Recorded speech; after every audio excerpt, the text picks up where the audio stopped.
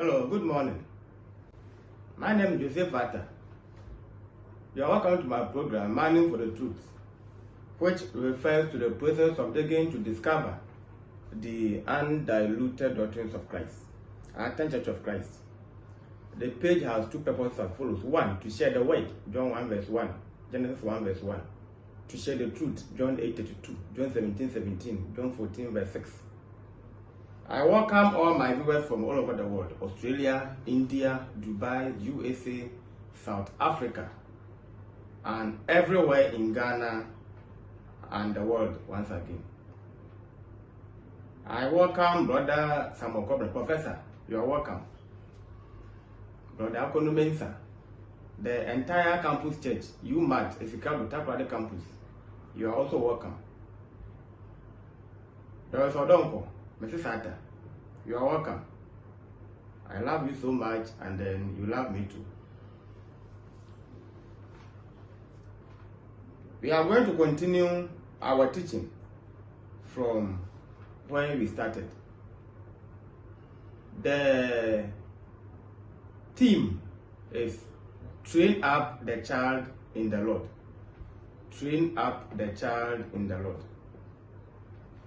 And the topic is responsible parenthood. Responsible parenthood. Proverbs 22 verse 6. Last week we looked at episode 3, biblical perspective on single parenting and parenthood. So basically comparing parenting and parenthood. Genesis 2:24, Matthew 19 verse 5, Ecclesiastes 4 verse 9 to 12. The video is doing very well. I think within 24 hours I had more than 100 viewers. I was surprised. Within 24 hours I had more than 24 viewers. So you see that now it is 1 week. So it is more than 100 viewers. Thank you so much, all those who have been following the program. Please continuously follow the page, Mining for the Truth. I also need subscribers on my YouTube channel, Joseph Atta's Livestream. I post the same videos also there. So please, I need 1,000 subscribers on YouTube and more followers also on Facebook. Having said that, we are moving on to today's episode 4 actually, and it is the 6 meanings of the phrase train up the child in the way he should go.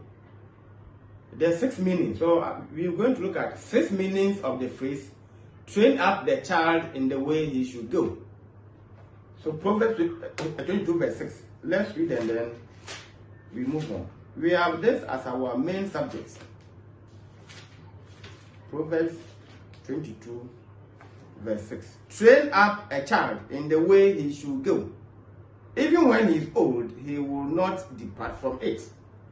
Even when he is old, he will not depart from it.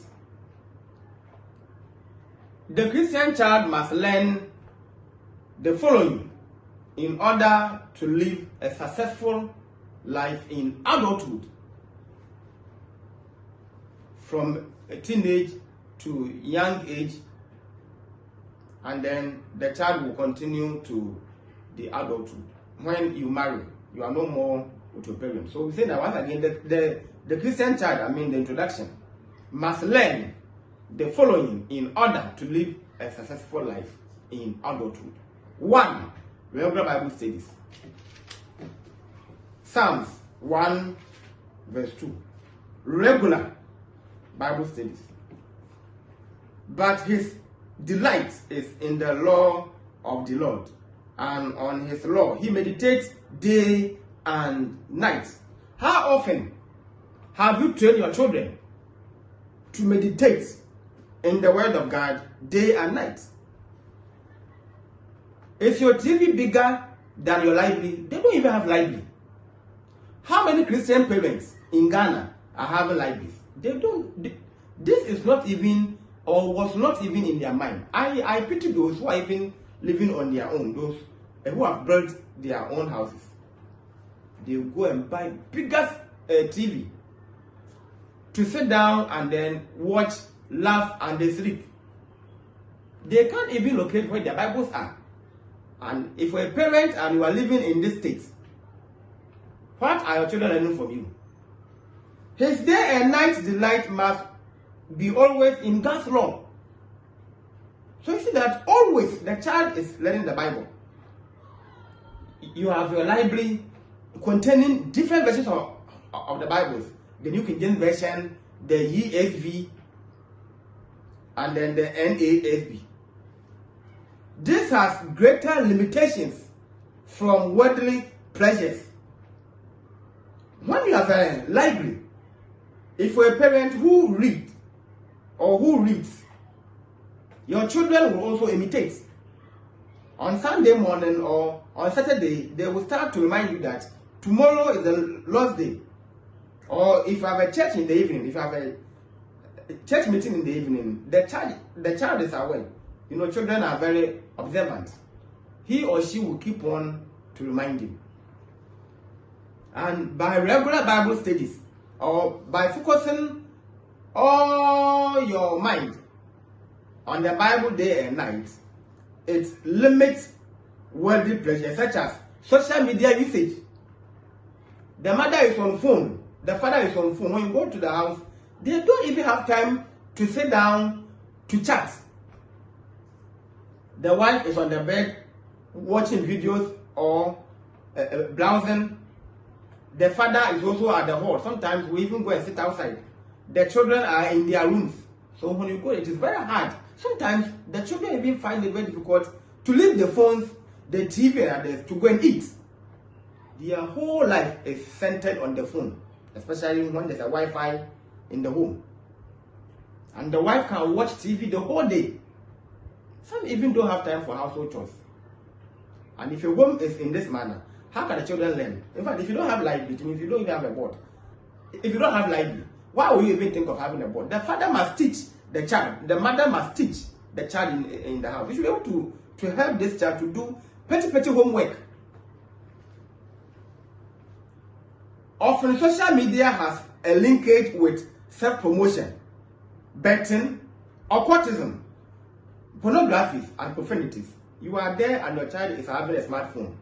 Before you are aware, the child has learned sex positions.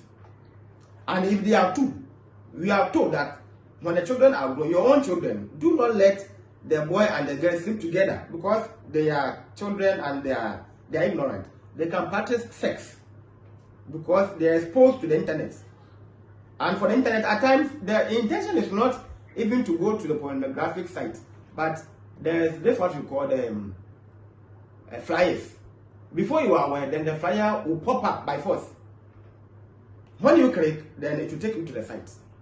And when they start to learn this, they begin to practice it at a young age. Some began smoking at the age of 7, 8, and 9 onwards. The parents were not even aware. Betting, they will start to stake bet, and betting is everywhere. Nowadays, we even have some firms, we have some workers, employees, and then employers. Betting companies are there, and people have been employed. Of course, they will all go to hell anyway. And then occultism, you can easily join Freemason or Illuminati on WhatsApp, on Facebook. You can easily, you only click to join. That's all. They will initiate you. So before you are aware, your walls in your home have joined occultic societies. Some will become lesbians, gay, and others without your notice. Because you did not teach them to study the Bible day and night.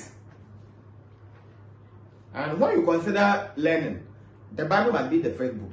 Of course, if you're a Christian. The Antichrist, they hate the Bible. But if you're a true Christian, then the Bible becomes your constitution. The do's and don'ts, whatever you do, must be approved by the Bible. As you see, the Bible is my constitution. Now, importance of regular Bible studies. A, importance of regular Bible studies. Now, before we even come to the importance, we made mention of linkage with self-promotion. Self-promotion. If we're unlucky, they start to record naked videos to join some sites Before you are aware, your child is a worldly star, and that's what they want to become. If you refuse to coach them, to train them, to direct them with the Bible, the world will take them. And that's actually what you can do. Now, importance of regular Bible studies. A, it equips the child to listen to God and become truly wise. In Proverbs 1 verse 5. It equips the child to listen to God. The word is listen, not hear. Listen is psychological. To become truly wise.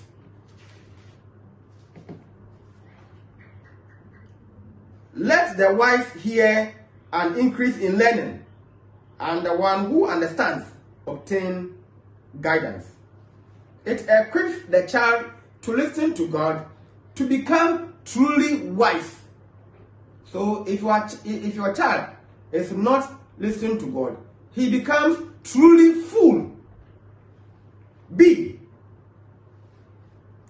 children who seek God gain supernatural wisdom. James 1 verse 5.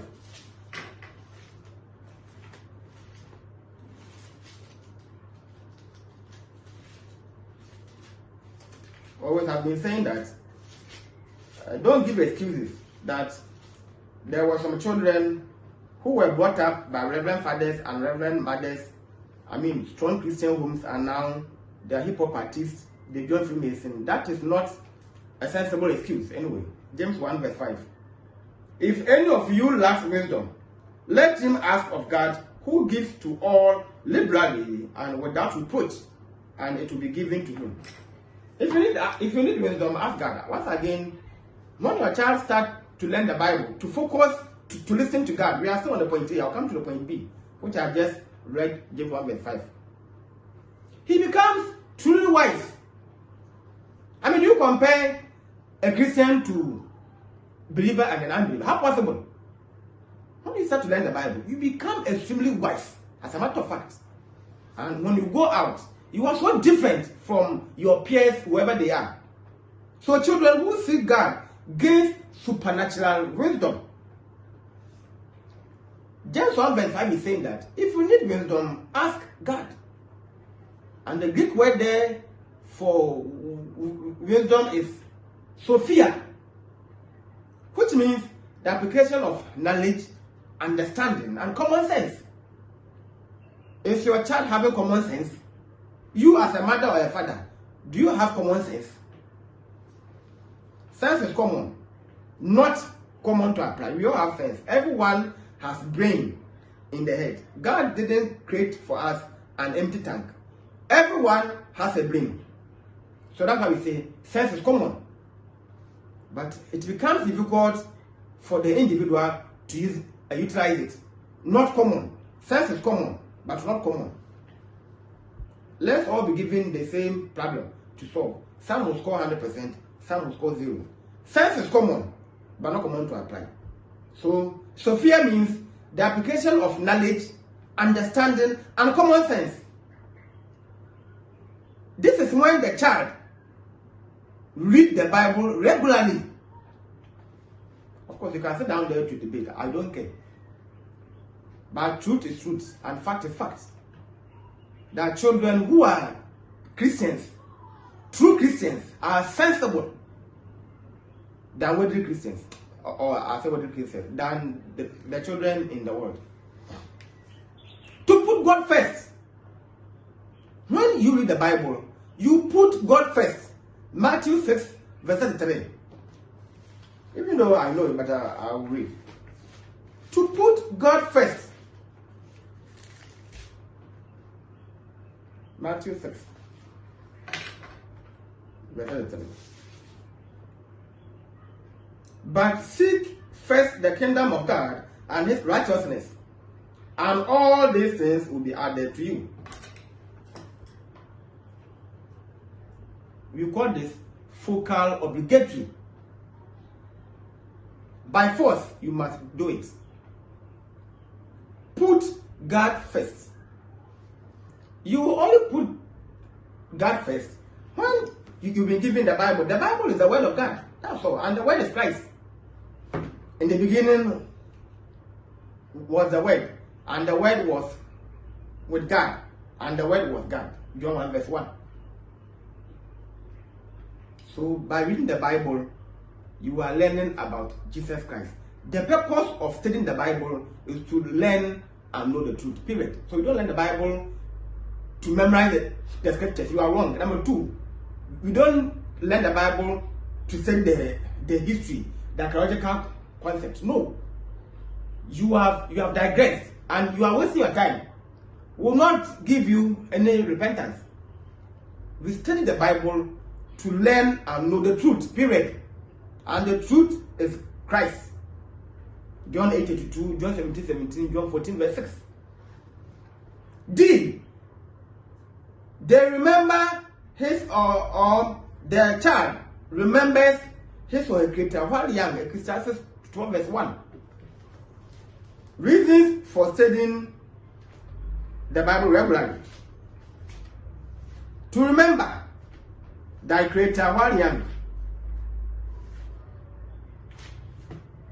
Ecclesiastes. Very good. 12 verse 1. Remember also your creator in the days of your youth, before the evil days come, and the years draw near, of which you will say, I have no pleasure in them. Now go to my previous teachings. I gave a sermon. Remember now thy creator. I used Ecclesiastes 12 verse 1 to do it.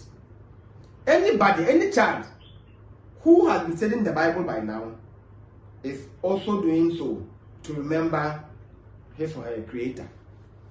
And this is also a focal obligatory. God first, not money first. As we read in Matthew 6 verse 33. God first.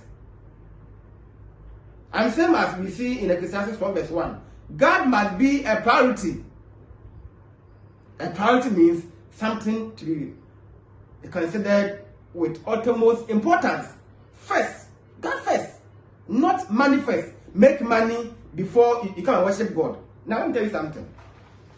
All those who have this concept that make money before worshiping God, remember that when you are making this money, all your friends, your peers, business associates, those who are leading you, most of them are not Christians.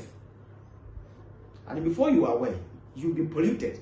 Your mind will be far away from the Bible, because the means that you use to acquire your wealth is in extreme opposition to the biblical principles. How do you amend your ways? You have now reached the peak. How do you come back?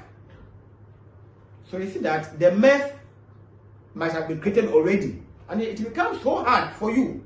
You become entangled. You become trapped by the money. So it becomes so difficult for you to draw near God. And if you're not lucky, you'll be killed by the same words. That's why the Bible is saying that. Seek ye first.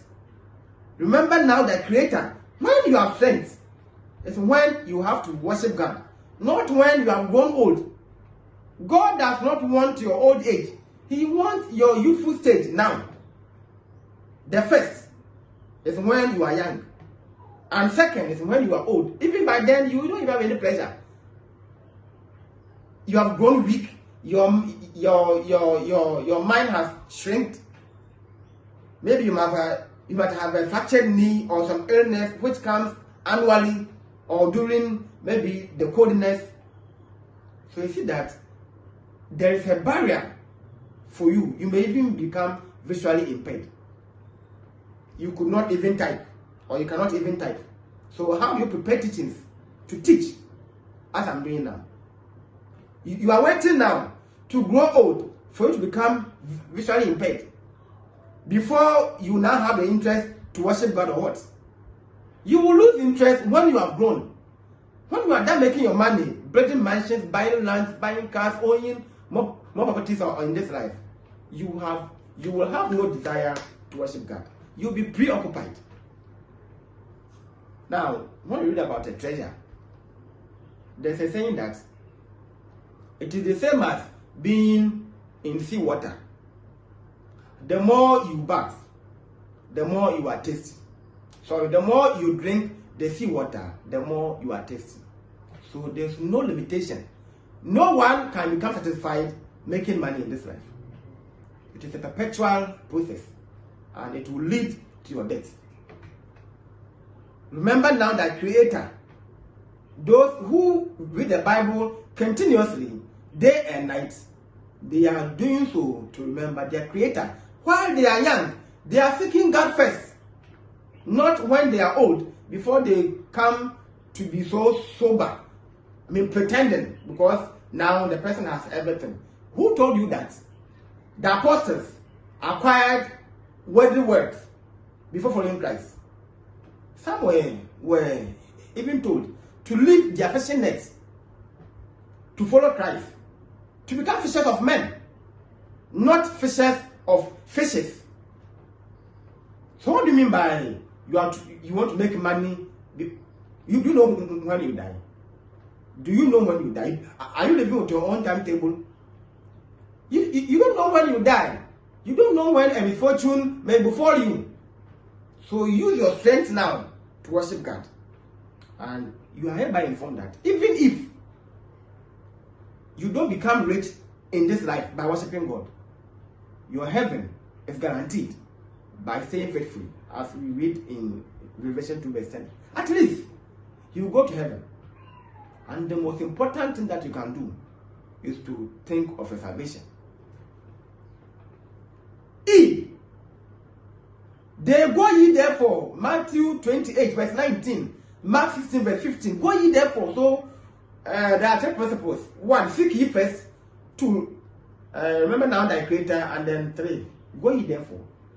There's no way in the Bible, Genesis to Revelation, that God will say that make money when you are young. It is a lie. God first. Remember now thy Creator. Go ye therefore. There are 3. These are the 3 focal obligatory for the youth. That's all. That's the end. You put God first. When God is your priority, then you see that you start to work for Him, as we saw in Ecclesiastes 12 verse 1. And then you are always willing to share the word of God, to win souls for Christ. The mission is to win souls for Christ. The vision is to go to heaven, period. The mission isn't to make money for Christ. Then your vision becomes to go to heaven. If your mission is to make money, your vision is that you go to hell for free. So, mission to win souls is equal to go to heaven. To make money is equal to go to hell. Simple. At the end of the judgment. 2, discipline.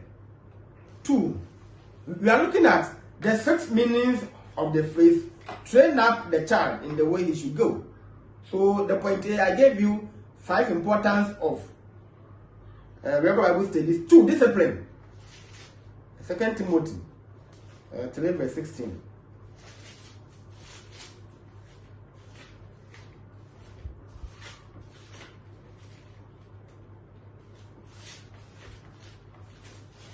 Timothy 2. 2 Timothy 3 verse 16. Very good. I'm the first and 2 Timothy.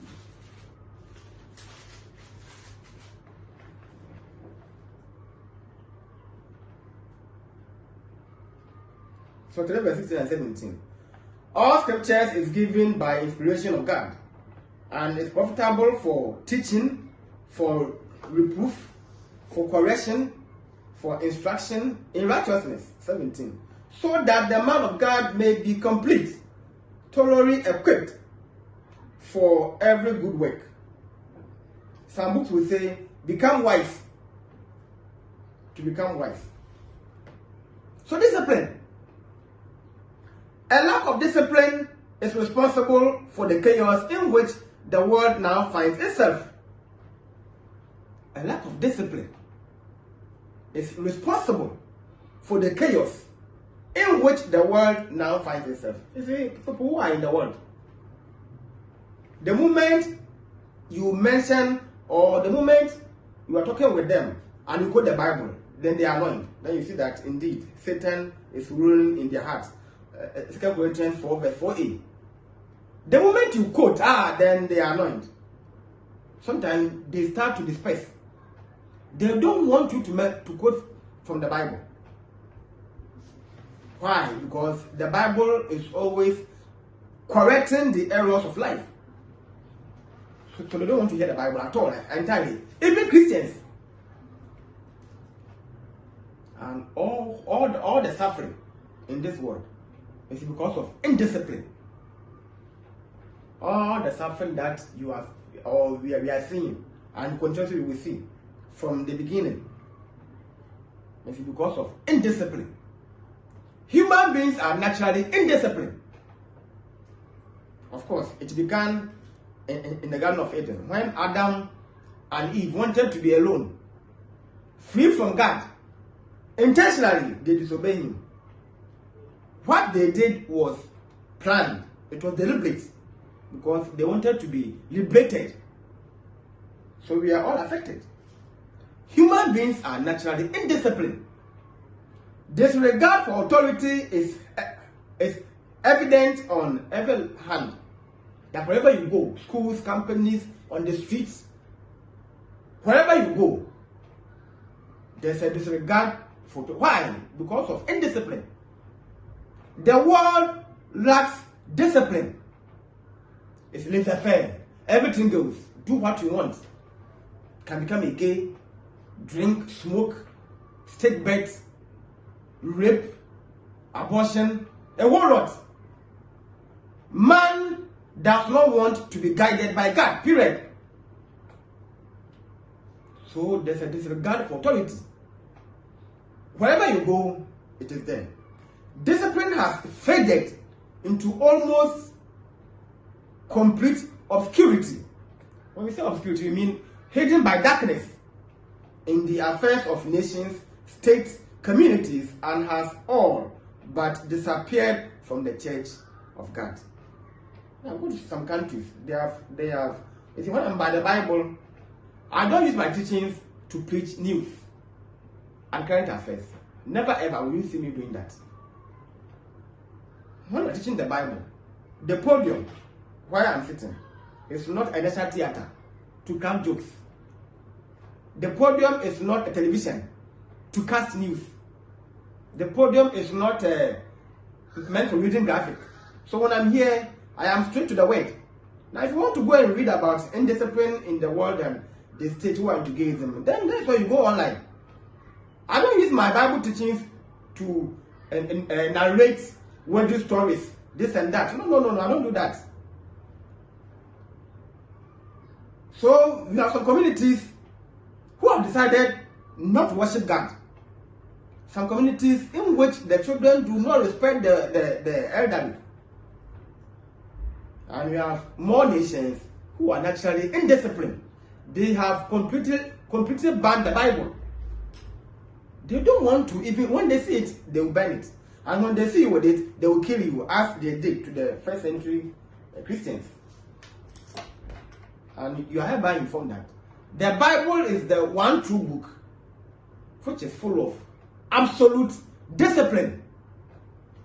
And the book has been banned, has been banned. So it goes down with all its corrections. So one state may do something which is contrary to the other state. Once again, I'm not here to tell you the countries and states and regions who are no. You can read on your own. Even in churches of Christ, there is no discipline. In some of them, actually, there is no discipline. Everything goes because of favor, nepotism. The preacher wants favor from the audience. The leaders want favor, the elders want favor. So therefore, there is some kind of indiscipline. When they see it, they close their eyes because they don't want to offend anybody. This man is my friend. So how can I discipline his child. I want to maintain our friendship, our union. We began long ago, 15, 20 years ago. We attended the same university or high school. So I don't want our friendship to be cancelled. So therefore, the person will keep mute while the friend is going wayward or the child is going wayward. And this affects, or this has already affected the church. So if you go in there, the worldly sins that we preach against are now rampant. Even in teachers of Christ, I mean some of them, than even what we record in the world. Go there and see for yourself. Gays are in there. People who are impregnating the girls before marriage, they are in there. They are smoking. They are taking birth. Christians are not righteous. This is what you must know, that we are all human beings. I'm a Christian. I'm a human being. I sin. No human being is without a flaw. So I'm facing facts. We are all sinners. At times, we Christians, we even sin than those who are not Christians. Most of the Christians are hypocrites. They preach what they don't practice. Go in there and see for yourself. So, because of indiscipline, churches of Christ have lost their values. When you go there, it is so hard for you to be able to know that this church is good or bad. Everything is now being done disorderly. All because of lack of discipline. It becomes so hard to rebuke. The pulpit has been turned into motivational speaking. So if you go there, you preach about motivation. This is what the audience want to hear. The more the motivation, the more you hit less on their sins. Once you teach the Bible, you knock on their sins. You hammer on their sins, so they don't like it. So they want to hear motivation speaker. So they even want to invite some kind of a worldly people who are good in speaking to come and then to talk to them on how to choose a life partner, how to make money, how to do business. How can a Christian invite unbeliever into their church to teach the church how to choose a partner? How possible? How possible? The person is lost. What does he know? To come, so you won't find anybody competent in the church to speak to this youth motivationally than to go and then hire someone who is unbeliever. Mind you, that the person is coming to sell his or her products. And this can affect the youth. And most of them will follow him. Quickly, they come with books or handouts with their numbers. They can create a WhatsApp platform. They will have what you call divided attention. Before you are aware, all church members are not coming to church maybe in the evening because of the business that they have now been introduced to. They will be brainwashed that worshiping God is laziness. Then I will ask this motivation people that, how many hours do you spend with God that you are calling me a lazy person? How many hours? A Sunday, maximum is 3 hours a day. So what do you mean by Christians are lazy? In the evening, maximum is 1.5 hours. So what do you mean by Christians are lazy? Do we spend the whole day in churches? We go to work, and then in the evening or on Sundays, then we go to church. The fact that we are not making money in the evil manner as we are doing, does not make us lazy. Your future is money. Our future is heaven. That's all. So simple. So if you want to make your money, you can make your money. The purpose of this life is not about making money. So 2 Timothy 3 verse 16 is saying that, and then 17 is saying that when you read the Bible, you are corrected. You are going to be corrected. And so therefore, you don't live on your own, but you live as the dictate of the Bible. the Bible becomes a constitution. And whatever you do, you see to it that it does not contradict what the Lord has said.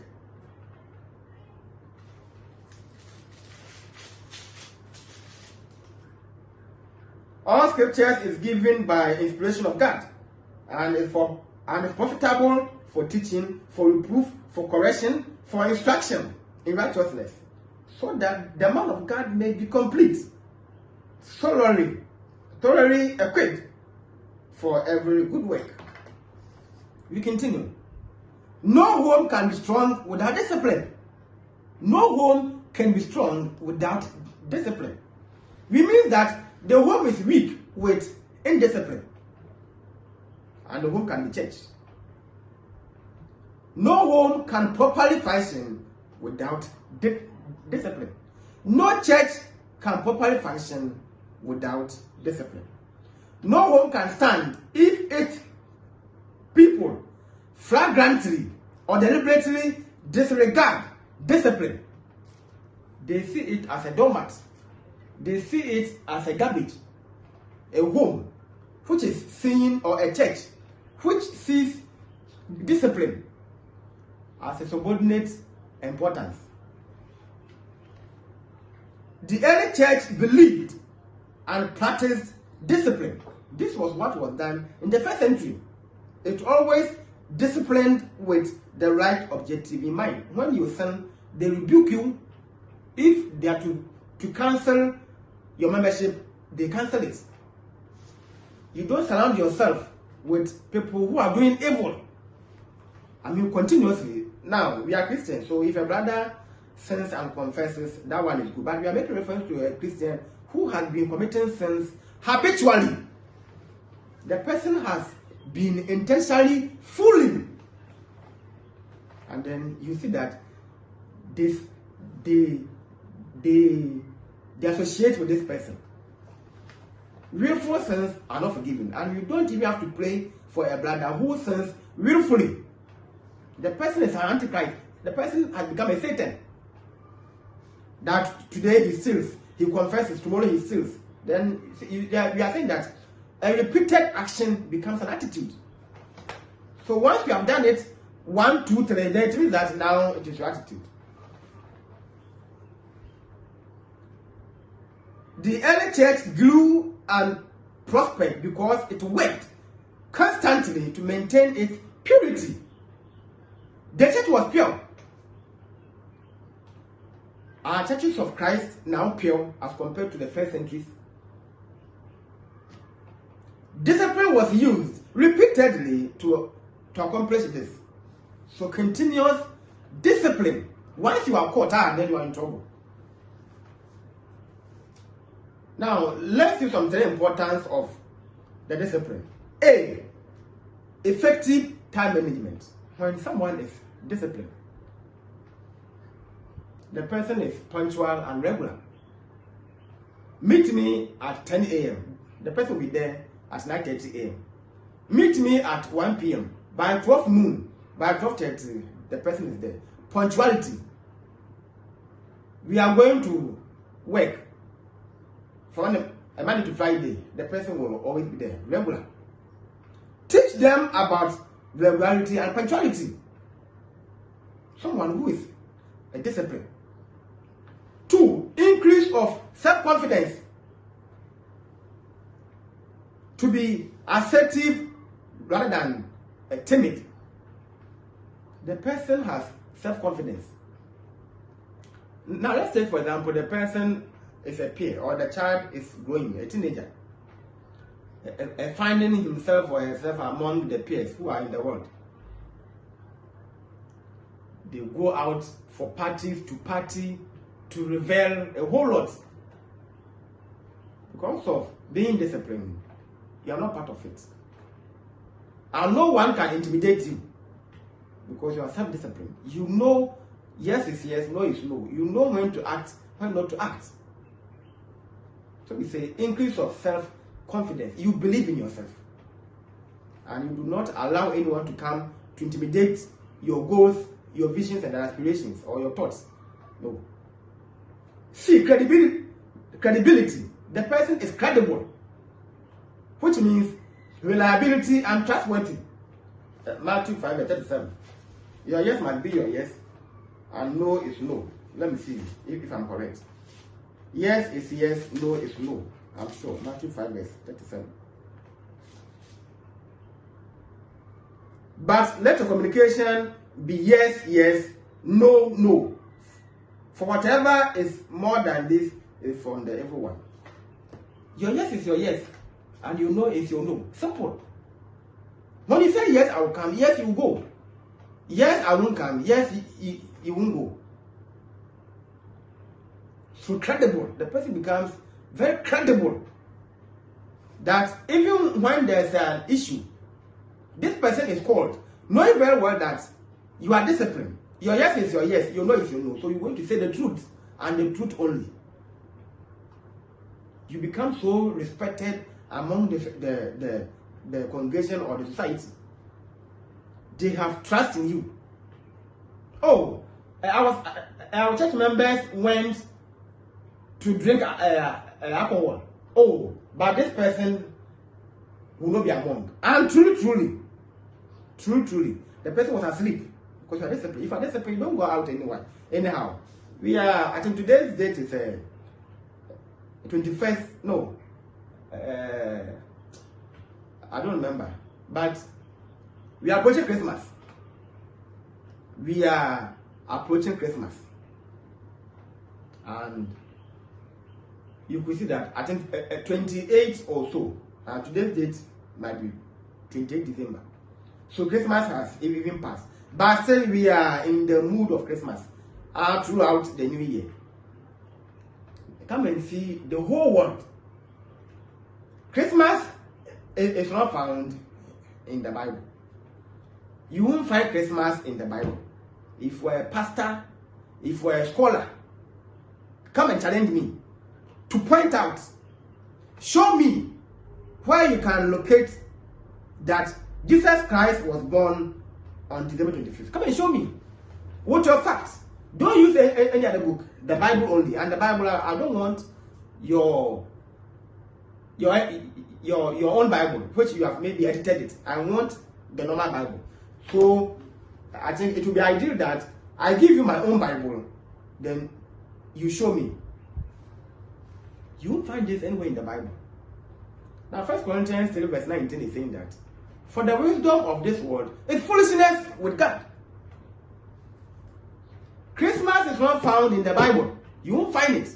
Christ was not born on December 25th.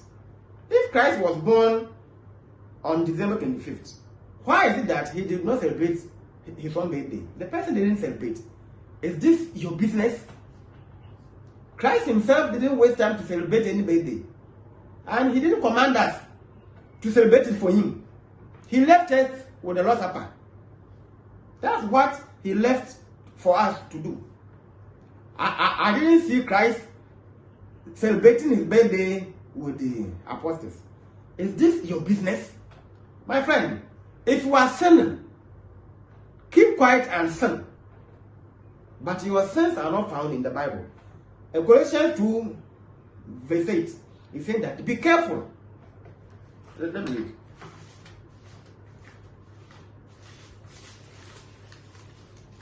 Colossians 2:8.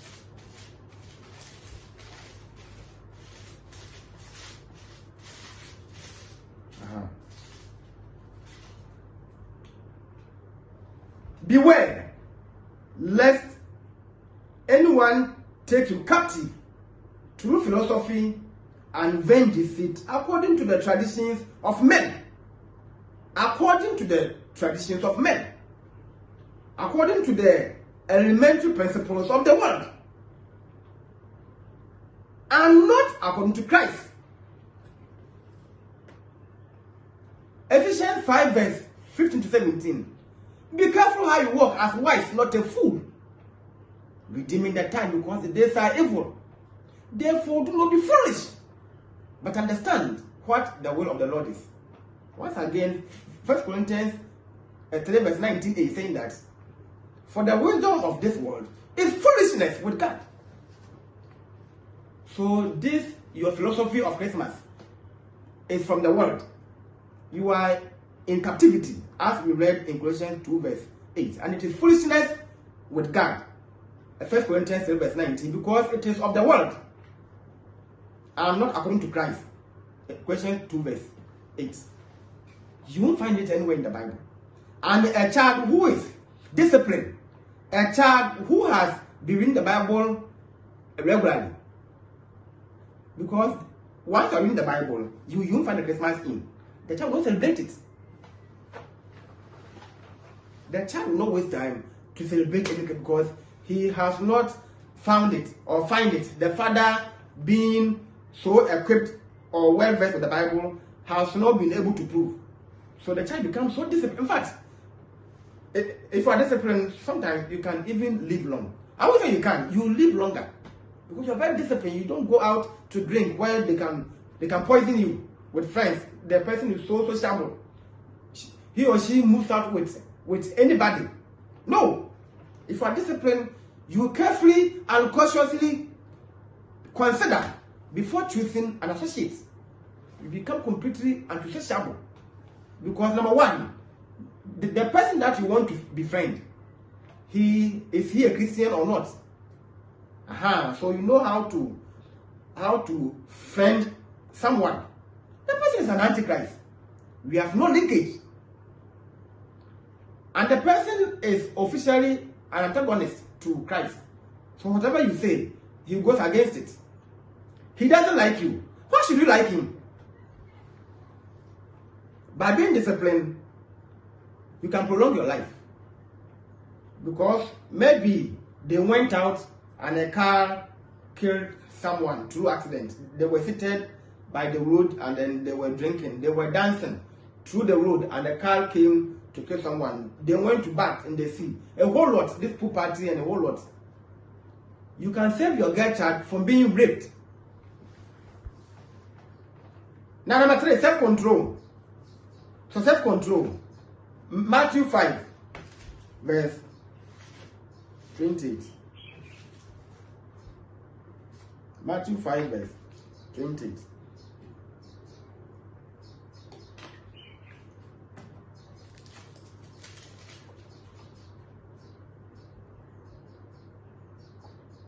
But I say to you that whosoever looks at a woman to lust for her has already committed adultery with her in his heart. So self-control. Here it will be in different forms.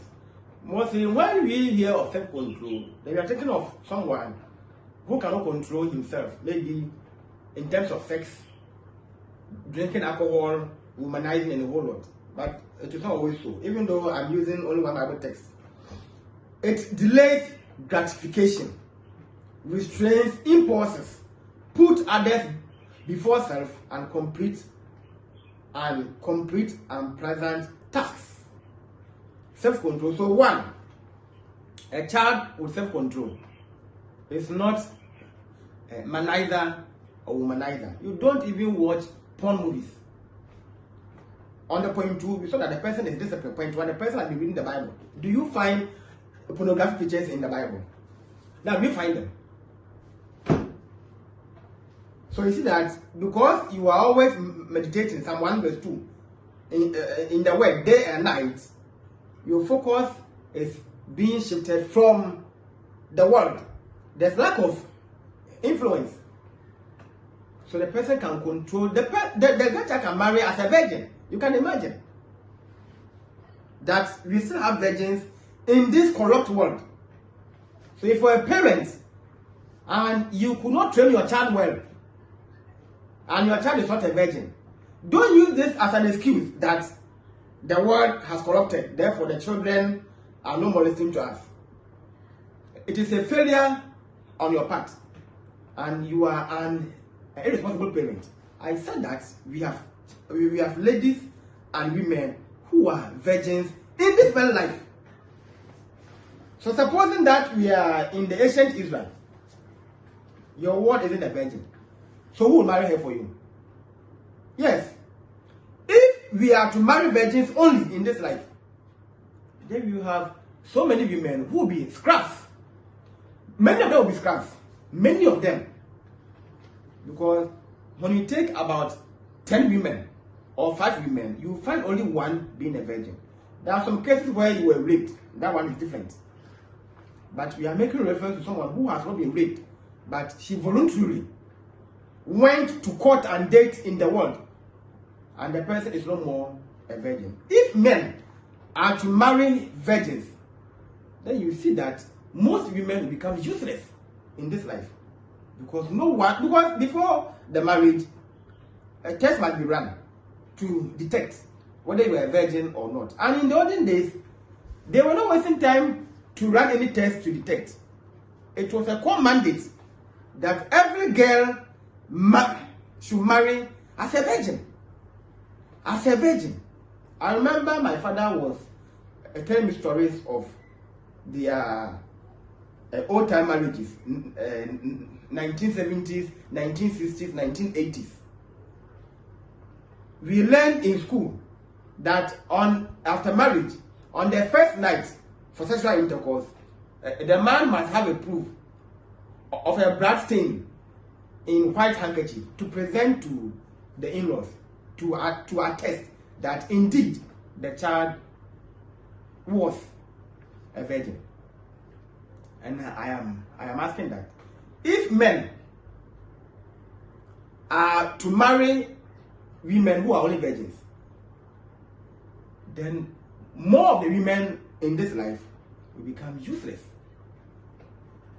Now, the boy who broke a virginity and the man who is coming to marry you, who is more valuable to you?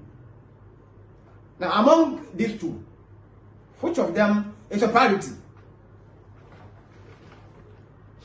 Didn't you have the sense? And didn't you have the sense that I want to marry doctor, I want to marry a professor, I want to marry this, so therefore I must preserve myself for him only? You were in the world. You chose not to study the Bible. You chose to be indisciplined. And you sold your pride, your priority to Satan. And now Satan has rejected you. The world does not even love you anymore. Because the boys have played you. This one has slept with you. This one. So now they detest you. Now they run to churches. Sometimes they confess. Become so holier. They become so holier. Fine. God even himself forgives a sinner who has a penitent heart, has confessed. That one, that's nothing wrong with that. But you are hereby informed that there will be consequences for what you did. Now you have slept with 2 or 3 men. So basically, you have tasted different sexual intercourse and the strength of men. How can one man satisfy you in marriage? Yes, I'm asking you. If we're a girl child or if we're a man who has been. Now, the virgin is not about only being the women. In case I was directing to the women alone, the men must be virgins. When a man has been sleeping with many women, at times 2 at the same time, and finally he marries only one person, how can only one person be able to satisfy you on bed? So they start to cheat, and naturally he becomes a polygamous. So polygamy is everywhere because of the way they started. The boys and girls are not reading the Bible from infancy or from teenager or being teenage. So the girl wants a man who is strong. I mean, evil perception on sex. So also the boy, as the that's what I'm saying, that we don't marry a partner who was stupid in the youth. I will not marry a woman who was a stupid girl. And I've been telling my girls that you don't marry a man who was a stupid boy. So you should be careful before you marry than to kill yourself for a man or a woman. A virgin Now, when you marry a virgin, let me tell you the difference between a virgin and someone who isn't a virgin. A virgin knows only one man. Whether you can impress her on bed or not, she doesn't care because she knows only one man. All her life, her virginity was broken by only one man or one woman. So the boy is not interested in many women that she must have this. No, you don't know about this. So also the girl. Now, on the part of the girl, because mostly the girls, they experiment sex earlier than the boys. The boy, when you are from 15 years and above, by force, they become responsible. Because you have seen that your father has been struggling to feed the family, to feed the mother, who is being proud in the house. It is being fed by the husband and then the children. So the boys, mostly, their responsibilities begin earlier than the girls. They sneak to go out. In fact, during the training of a child, the girls are more indisciplined than the boys in terms of this courtship and dating thing. If you're not lucky, before you are aware, then she has committed more abortions without you being made known. And they start to sleep with men above their strength. So when you have married, the consequences are that you will not be content with only one man. And even if so, you worry the man. We have so many men who are now suffering from stroke and some kind of physical challenges because of continuous sex. Because he married a prostitute unknowingly. If you are not prostitute, why aren't you a virgin? This is my question. You see, you can chat and debate on my videos. Me, I have fact buttress every argument. If you are not a prostitute, why are you not a virgin? That's my question. Do you think it is easy to go to school, to be employed, to hire a room, to furnish it, only to go and pay the bride price of a prostitute? Do you think it is easy? Now, if we are unlucky, the children may also imitate the child, the lifestyle of the wife or of the father. So you can imagine as a woman who is a virgin and you have married a man who was a prostitute. He will worry you in the marriage home. You will suffer a lot. So almost every day there will be sex. Every day, whether you are menstruating or not. Because the man was a womanizer. Avid womanizer. And when you are tired, he goes out to sleep with prostitutes. He continues in his old lifestyle. It is so hard to find a completely changed person. It is not easy. So don't sit down there and just say that, but the person has repented. It is a lie. Once you've been addicted to it, it becomes so difficult, very difficult, to eliminate this once and for all. So if you're a child listening to me, exercise self-control. You must exercise self-control from now. Otherwise, you will suffer. The woman who marries and trains the husband in multiple sex every day. Remember, when you are ovulating, because you are training him so. You see, that's what people, when they are doing something, they won't sit down to reason. They just do it. Not thinking about the consequences afar. You are training your man in multiple sex every day. Fine. You are married. So there's nothing wrong with that. You are hereby informed that you may travel. Work can send you to different locations. You may go for a funeral. You may be ill. The man himself too can also travel. So what happens? He goes there to sleep with other women out there.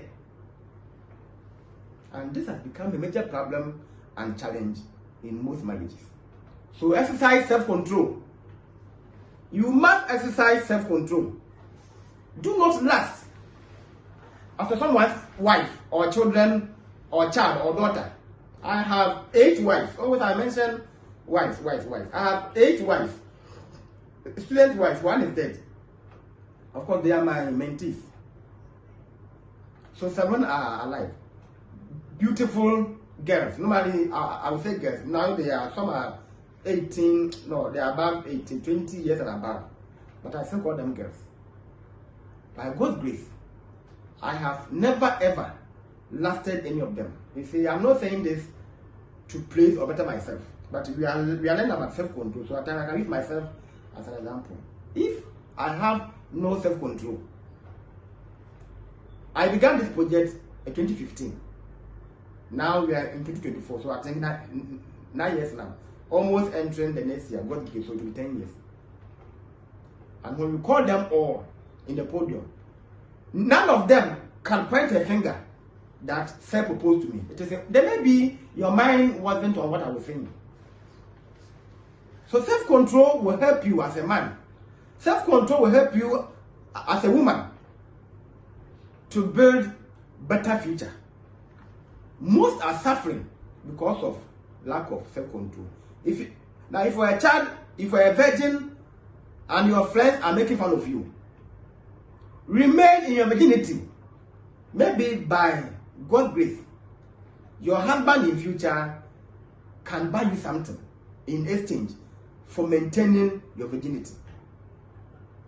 So don't be misled by your peers, and don't be watching pornography and others to drive your attention into sex. And to some people, they become sensible after their virginity has been broken. Do you always become wise by first becoming a fool? No, it shouldn't be so. That from fooling before you become wise. No, we are still on self-control. We have so many biblical references of mighty people who fell because of lack of self-control. If you don't have self-control, you become sex slave. You become drunkard. You become a drug addict. And it is so difficult for you to get out of from this. We move on. 8, restrict lust. Very good. Negative influence and all forms of peer pressure. So we are now done with the last aspect.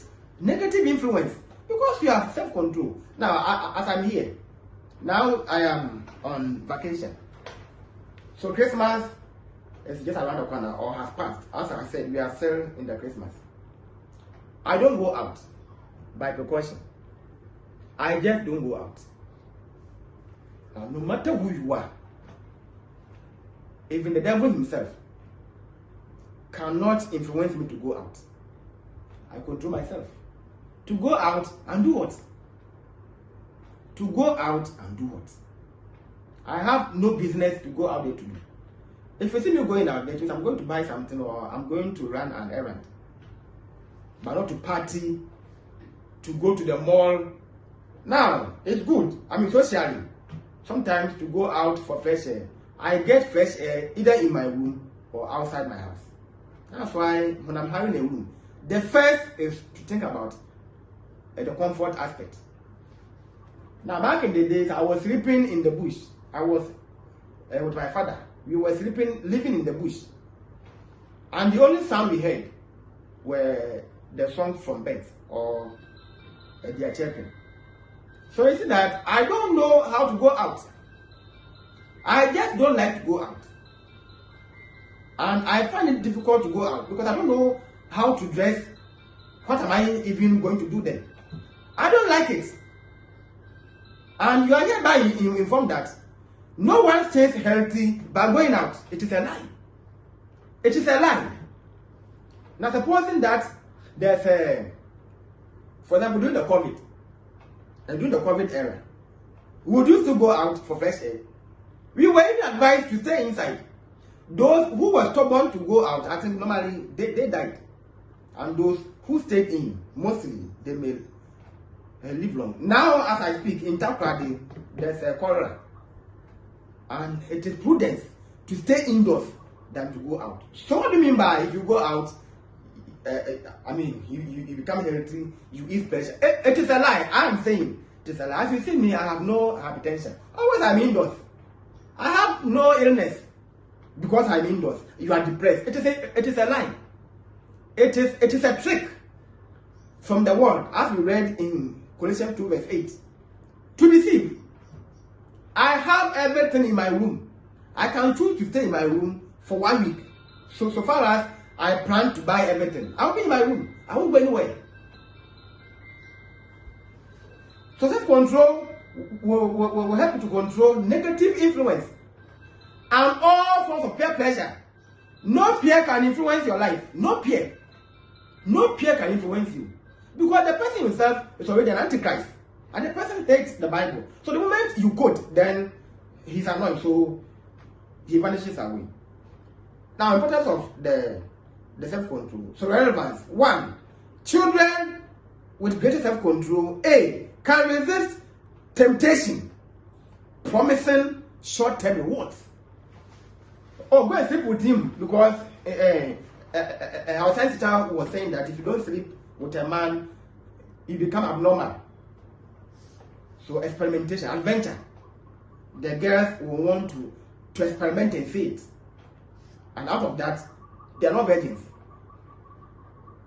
Can resist temptation, promising short-term rewards. Short-term rewards. So you see that normally we call this one pleasing pleasure. Pleasing pleasure. And it is always equal to pains. So pleasing pleasure can lead to pains. You are able to resist temptations, promising short-term rewards. Children with self-control are less aggressive because they are patient. They have patience. So it becomes so difficult for them to be angry. You try to annoy them, but because of the self-control, they can control anger. So self-control is not always only on the last, but even how to live your own life. Now, if you have self-control, you are disciplined. You decide what to drink and then what not to drink. I don't drink any alcohol. Once I get at the village, my father and I were one typist, and he didn't teach me how to drink alcohol. Discipline, self-control. My father was not a Christian. My mother isn't a Christian. But the way I was trained, I thanked them so much. Far before I found Christianity. And I'm grateful that they began with me the right training. Now I've been wearing this shirt throughout teaching the training, training up the child in the Lord. Because this shirt was brought to me by my father. And I'm teaching training. So I'm wearing it to show appreciation to my late father, that he trained me so well, and I love my life the way I am now. No matter what people will say, I love my life the way it is. I don't intend to change, and I'll never change. I will remain the way I am. I will not fall to your standard. You must rise to mine. I do not succumb to people's opinion. Neither do I also force you to like my behavior. But I remain the way I am, by force. And so I will remain. Because that's how I was trained. If I had been indisciplined from onset, then I won't be here today to teach the word of God. So something that has been benefiting me all this while. What should I change from it? Is it by love, by compulsion, by working ethics, or what?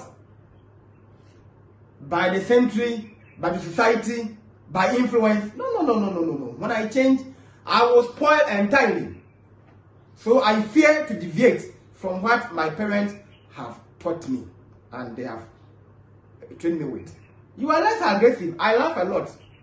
At times, someone will will annoy you so much, or you laugh and then you go out. So some children, as you are trying to annoy them or pushing them, they stand quietly or calmly, and then they observe you.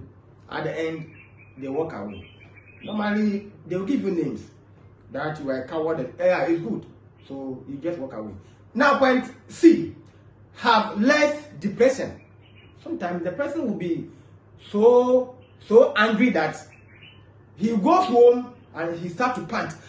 Sometimes the person will not eat the whole day. You are being depressed. The person has been annoyed from outside. So due to lack of self-control, this anger is still in his or her heart.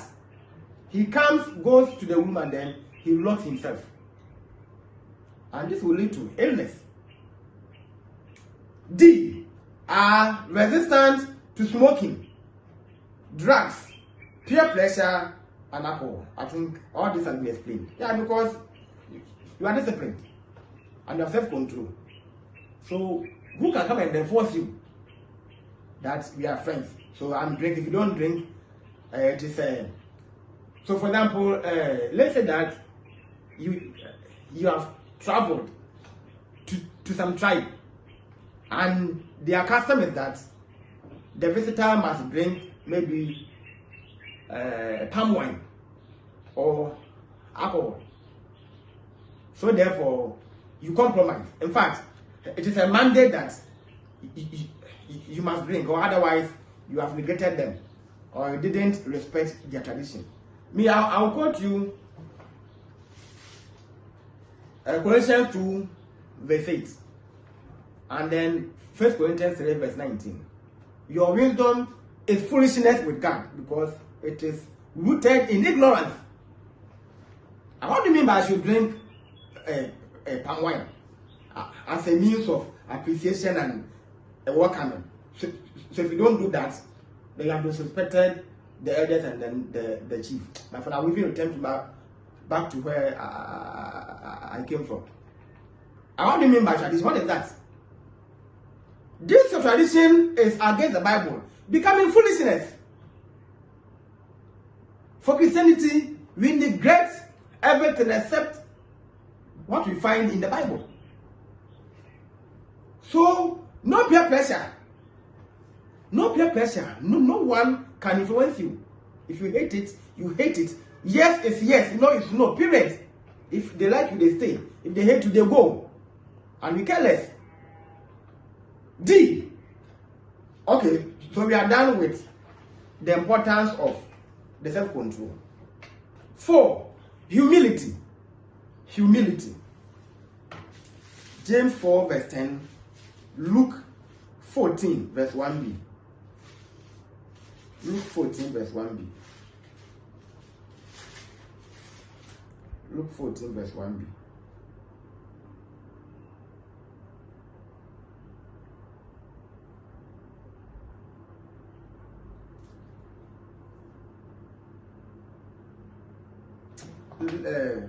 James 4 verse 10. Let's see what we have here.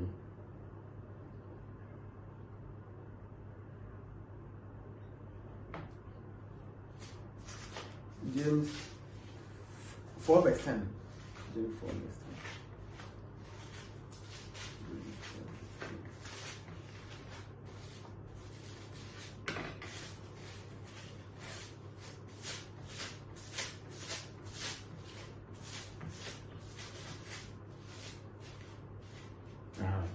James 4 verse 10. Humble yourselves in the sight of the Lord, and he will lift you up. Humble yourselves in the sight of the Lord, and then he will lift you up. Let's cancel the Luke, and then we focus on the James 4 verse 10. So humility. Teach your child that there is value in serving others. Philippians 2 verse 3 and 4. Philippians 2 verse 3 and 4. Let nothing be done through rivalry or empty conceit, but in humility of mind, Let each esteem others better than themselves. Let each one not look out merely for his own interest, but also for the interest of the others. Do not be selfish. It's all what I'm trying to say, that teach your child that there is value in serving others. Do not be selfish. Think about your brother, your sister. That's the essence of humility. So humility is not about, oh, okay. I mean, by prostrating, by using sorry, by saying please, good morning. Please is an adverb and does not show any politeness. So if I'm greeting, in fact, in school, I just want to say, please say good morning. We greet good morning, sir.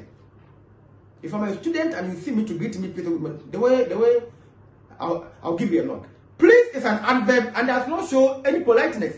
When you say please, doesn't mean that you respect. This is what you must know. Only that, and I don't know where this came to be in Ghana, where if you are greeting, you have to start with please, good morning, please this, please that. But I don't regard it. Good morning, sir. Good morning, madam. And not please say good morning. No. So for my students, I warned them that I hate it. Even on WhatsApp, if you want to greet me, good morning, sir, and not please say good morning, I won't even respond. I don't like it. It's very simple. It benefits the child in future. When you think of your friend, when your friend is in need, you try to help the person. When you are caring, they were saying that in future, when seeking employment, so we saying that it benefits the child in future. For example, when seeking employment, maybe the person that you helped, you might not even remember. You just helped. Maybe you bought a car and then you paid the road fare for someone. The person, this small thing that you did still remains in the person's mind. And maybe in future when you are grown, or now this can even benefit your child. So maybe you are looking for employment. You went there and then maybe you were not accepted. Who knows? The owner might be the father of the child that you helped some years ago. Maybe the child was going to the father's file. He saw Abise Fata.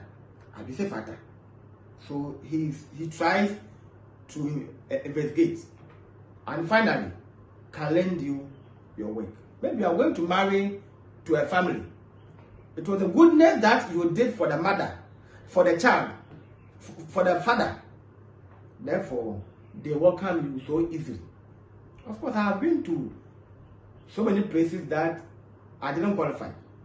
All because some people try to reciprocate maybe the little things that I've done for them, I've been doing for them. There are so many places that I didn't know. Some regions that I've traveled to, all because of some kind of humility that I showed.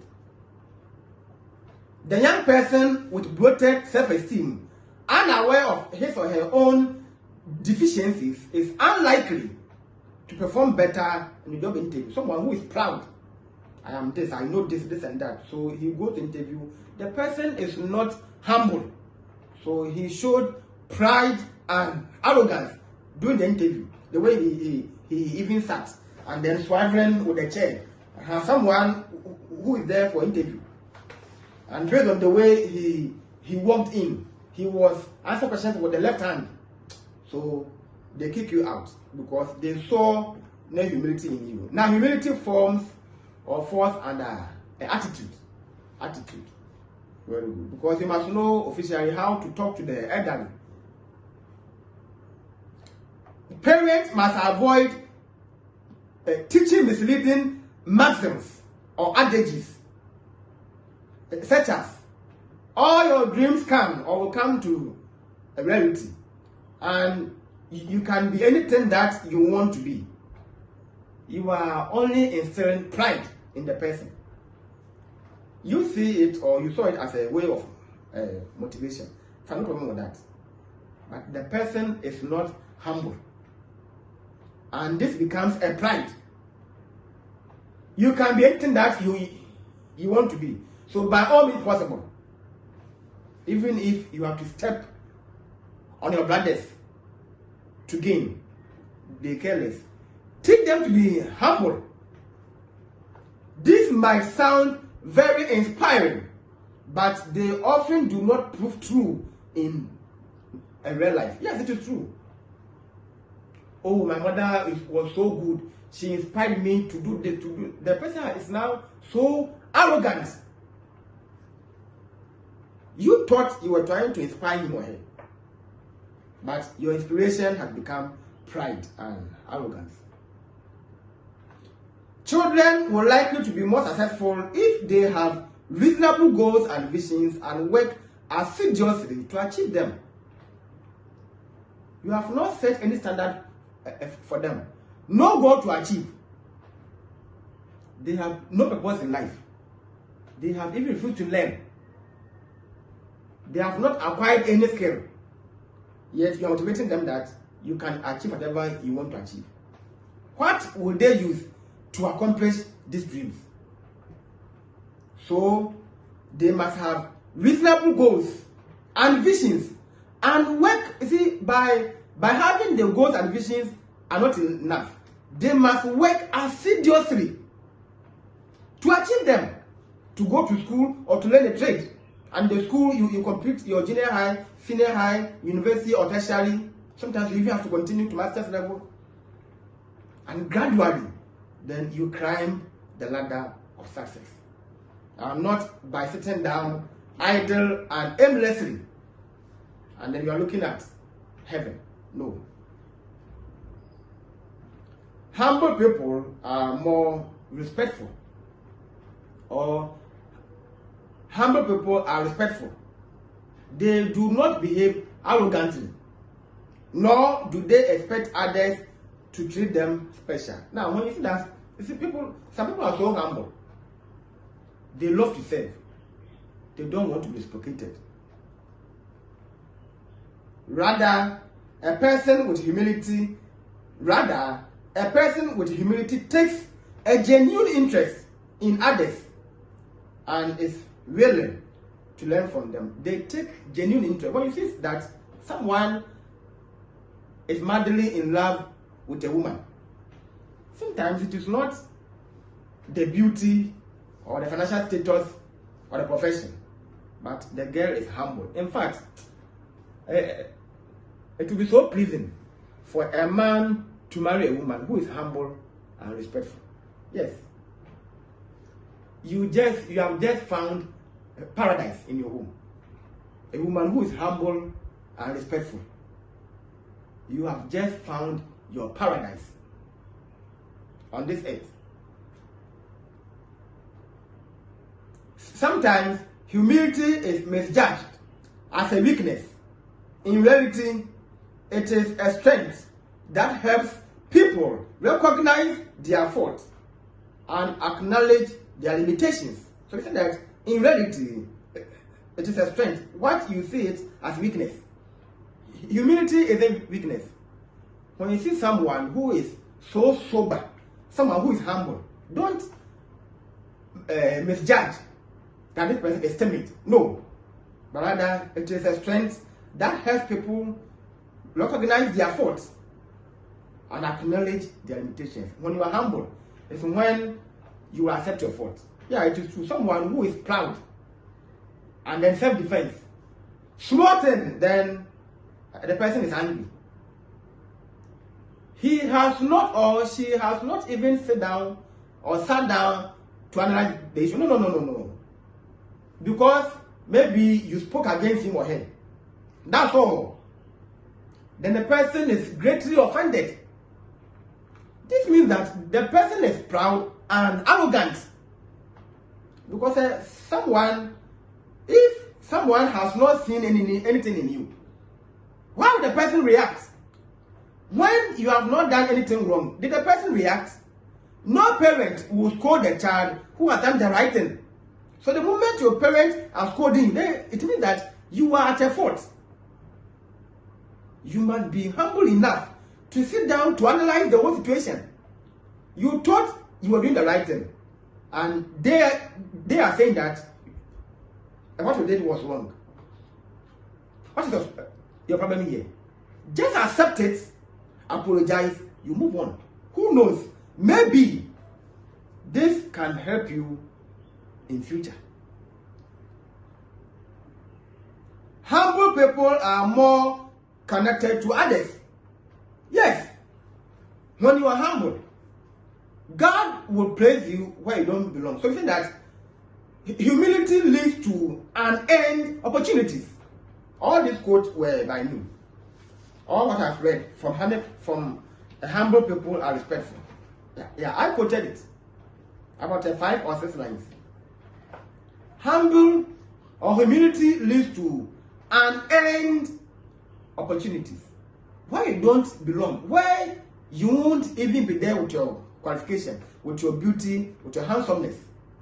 Humility will lead you there. It is ideal that I'm not talking to the elderly. You fold your hands behind you. I always do this, even at my age. The moment I meet someone who is above me, the moment we are talking, then I fold my hands behind. Sometimes the people will say, "Oh, Ata, feel free. Just feel free." I say, "Oh, please. I prefer to be this." Are you humble? Or you are proud and then arrogant? It will lead you to a place where you don't belong. More or less a parachute. More or less a parachute. And it can catapult you from down to the sky as they shoot the missile or the rockets. Let's see the importance of humility. A. Children will accept constructive criticisms. Proverbs 19 verse 20.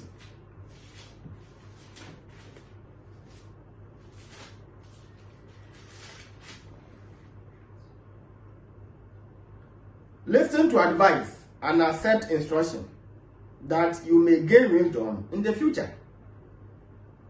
Listen to advice and accept. Listen to advice and accept instruction. You are wrong, so someone is trying to correct you. The child is wrong and the parents are correct. Hey, there's a disaster in the home.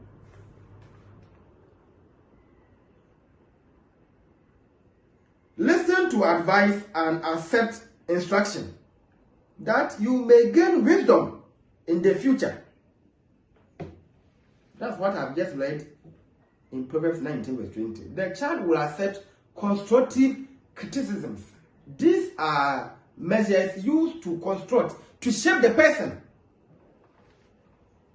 How do you accept criticisms as a child? That a person is trying to be to judgmental because you have formed your own evil intentions. So the moment the mother or the father start to speak, hey, that's how you are, this and that. No. You have to accept because the person is trying to shape you. It is for your own good. It is for your own good. Because you are blinded by pride and arrogance. That's why. If not, B. Children will accept balanced view of themselves. Galatians 6 verse 3.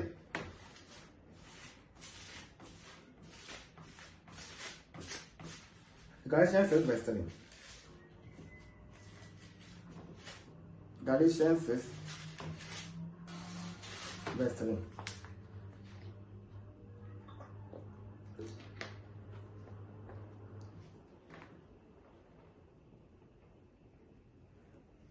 For if anyone thinks himself to be something when he is nothing, he deceives himself. Children will accept balanced view. Oh, okay, so I am not other sensible. Which means the person is trying to accept the criticism. Someone who is humble will always welcome rebuke. Any person who is humble will always welcome a rebuke, welcome a reproach, welcome an instruction.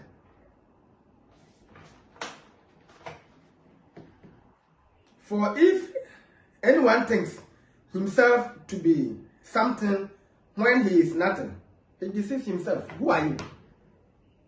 What do you think of yourself? You don't know than your parents. So if parents are correcting you, accept it gradually. Now today, promotion of gratitude, Galatians 3 verse 15.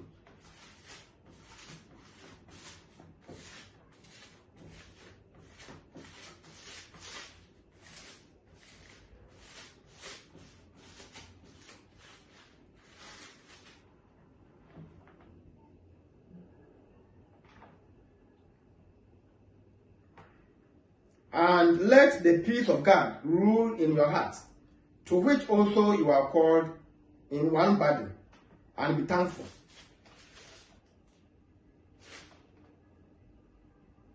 Okay.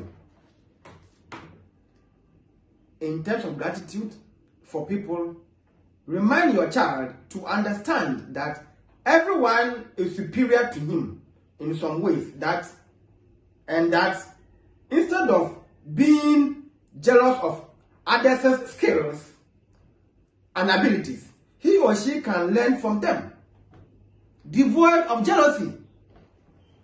Devoid of jealousy. Let me see if I can also repeat it. And let the peace of God rule in your hearts, to which also you are called to one body, and be thankful. Just accept the way you are, at least.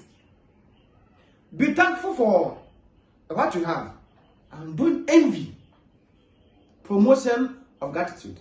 Or we thank God that this person has scored 40 and I've scored 20. Therefore, I want to go and learn from him. This person knows how to guide and I know, so I want the person to teach me. Teach your child to say thank you, God bless you, not just in words, but with genuine appreciation. Teach the child. The child must be taught how to show appreciation. God bless you so much. Thank you for this. Not just in words, but with genuine appreciation. Some will just say verbally, thank you so much. I mean, was just in words, but with no genuine intention. Then point 4, exaltation. Exaltation. So humility leads to exaltation. 1 Peter 5 verse 6, Matthew 23 verse 12b, then Philippians 2 verse 8 and 9. I'll read whichever I open. So 1 Peter 5 verse 6. Therefore humble yourself under the mighty hand of God, so that he may exalt you at a proper time.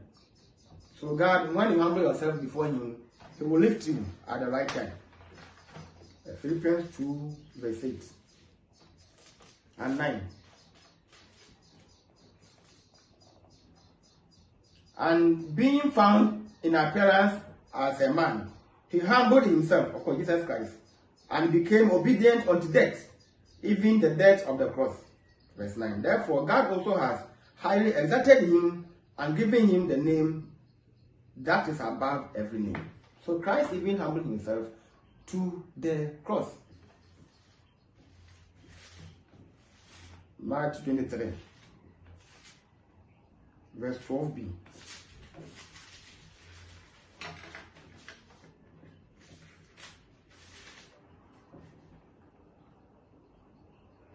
And he who will humble himself will be exalted. So if you are proud, you fall. Many have fallen, more will fall because of pride. Anybody who is pride has been blindfolded. Now I want to remain the way I am. Now if you don't want to be advised, then you can't live with anybody in this life. Now point 5, resilience. Resilience. Let's go to Job. Job 14, verse 7. Resilience. Let's see. Job. Job 14. Verse 7. For there is hope for a tree, if it be cut down, that it will sprout again, and that its shoots will not cease. Resilience. For there is hope for a tree, if it be cut down, that it will sprout again, and that its shoots will not cease. A tree grows around its wounds. If a branch breaks off, it does not disease, but keep reaching towards the light. This was from Bese Fata. A tree grows around its wounds. If a branch breaks off, it does not disease, but keep reaching towards the light. There's hope for a tree. A stump, if we want to put, that it will still grow, it will germinate and grow again.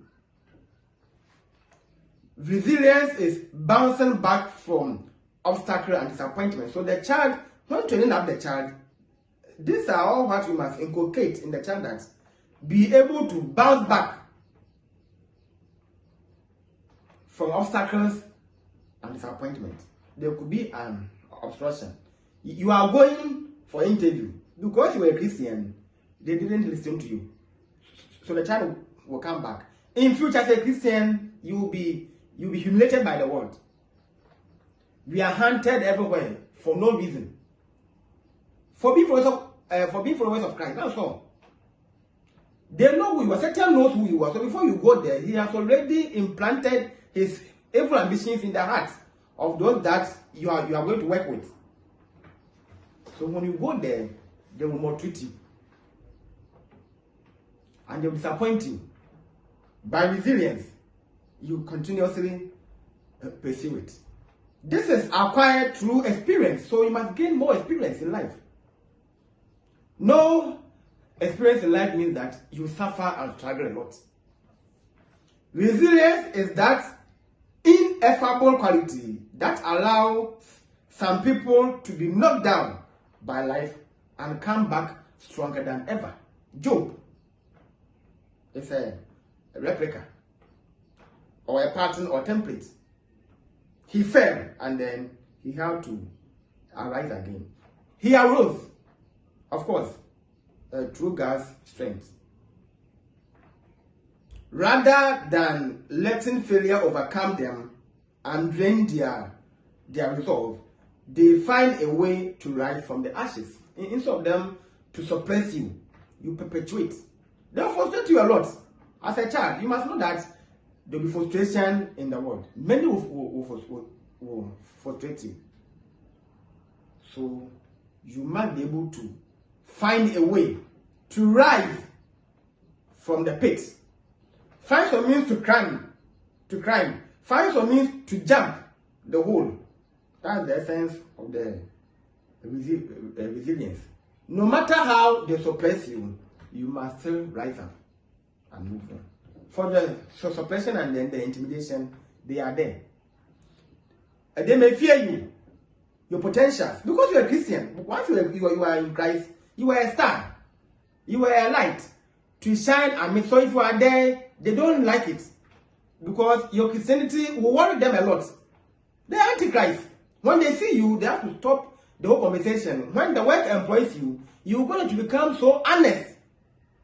And for dishonesty in Ghana and even in the world, the black man is naturally dishonest.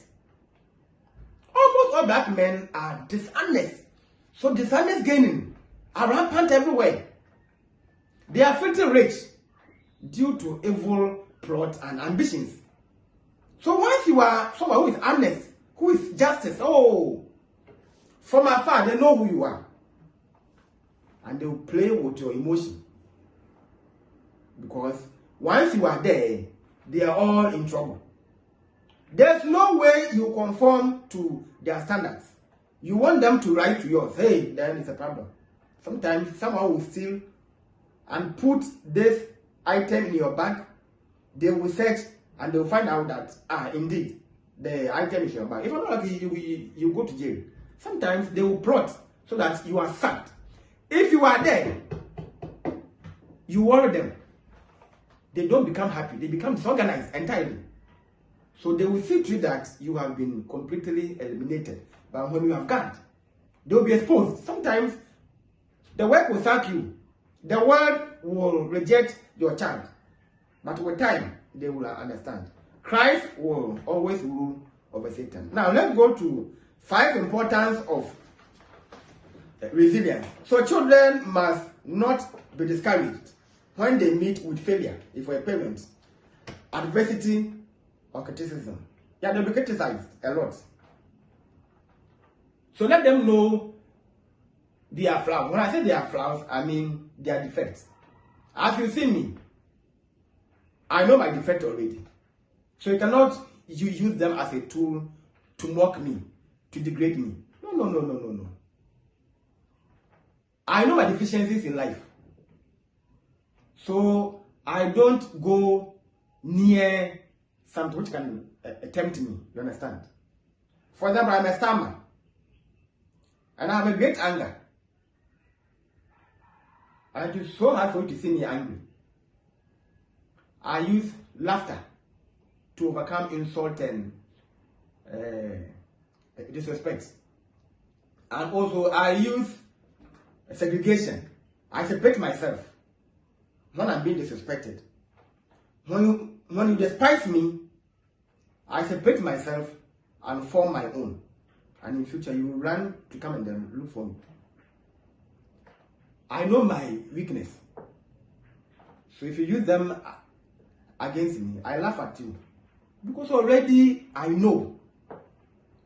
You do not remind me of my flaws.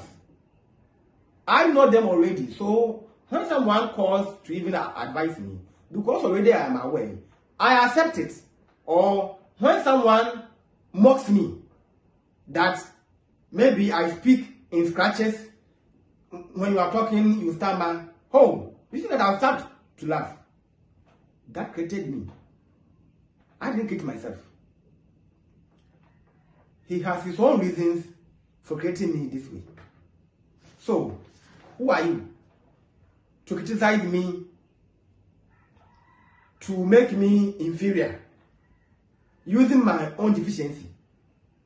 Now, when this deficiency is affecting your attitude, it's when you must change. For example, you've been using your anger to bully people or to cause harm. That one, you have to refrain from it.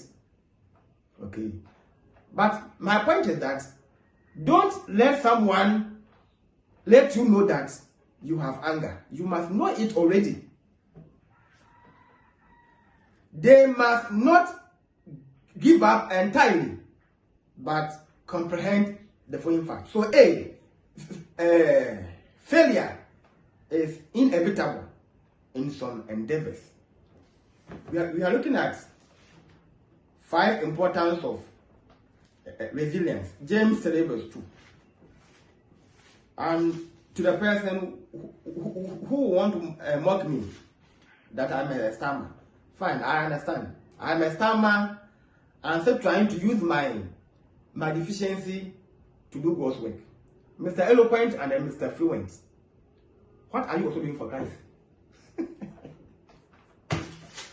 That you are more fluent, this and that. Fine, I understand. What are you using this, your natural gift for? And Christ is not complaining. He has no issue with my stammering. So what is the problem?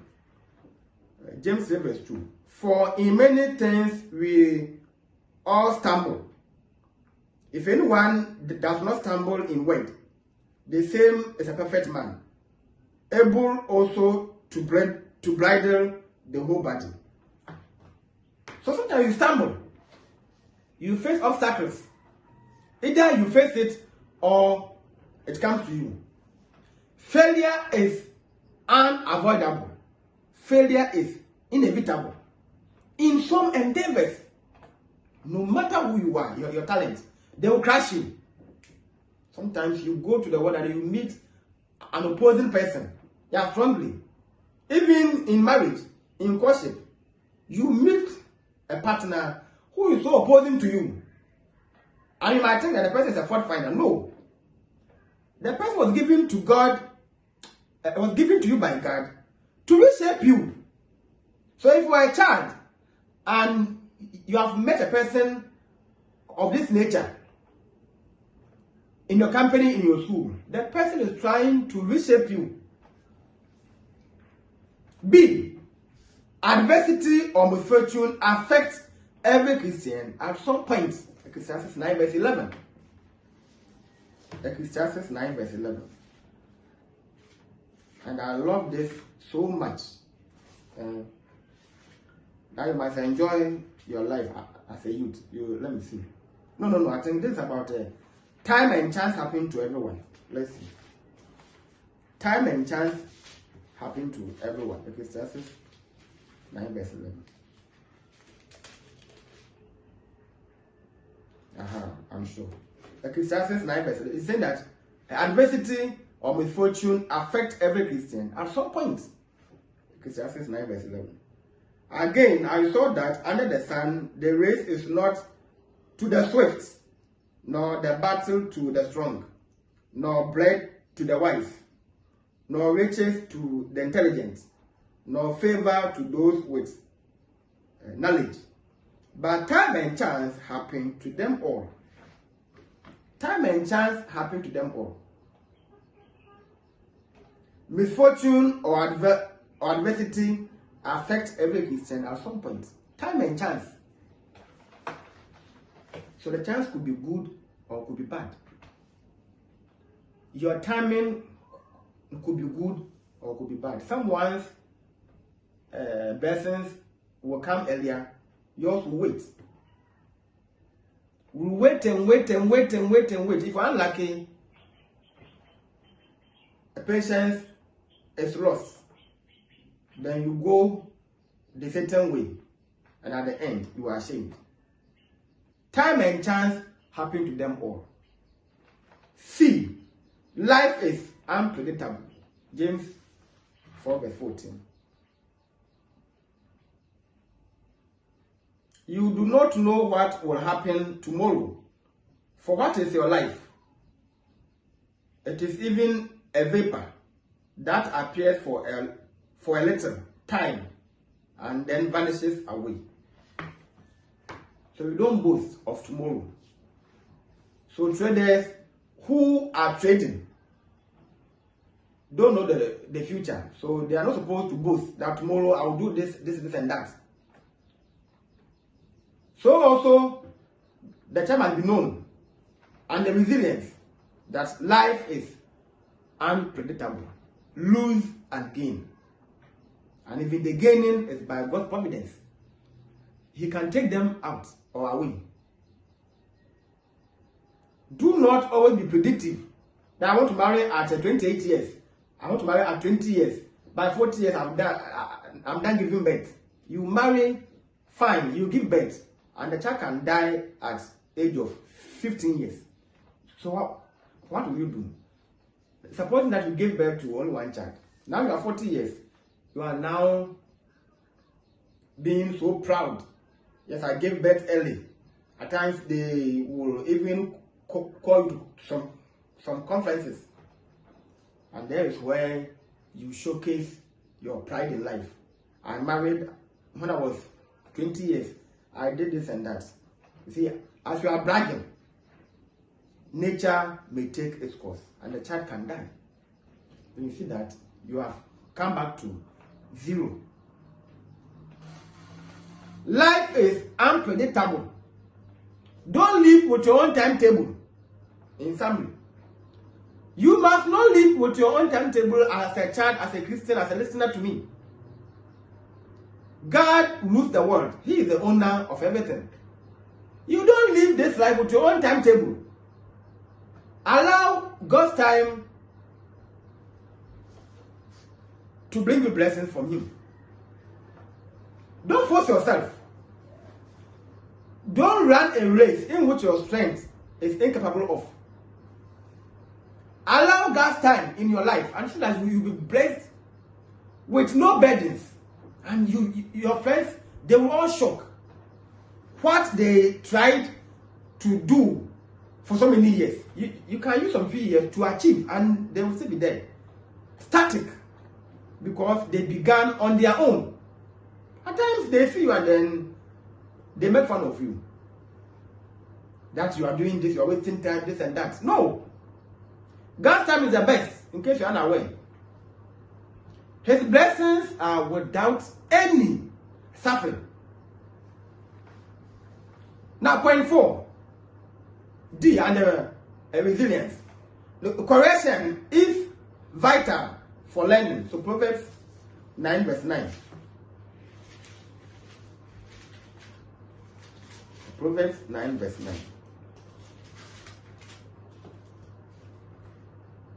Give instruction to a wise man, and he will be still wiser. Teach a righteous man, and he will increase in learning. So you see, give instruction to a wise man, and he will be still wiser. So we say that when you advise, do you take it or you repel it?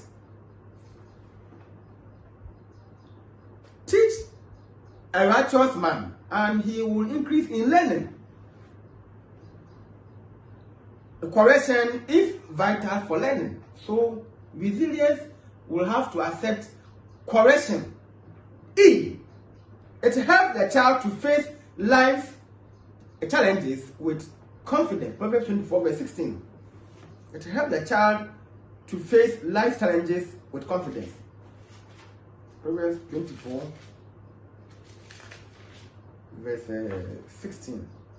For the righteous falls 7 times and rises again, but the wicked stumble in times of calamity.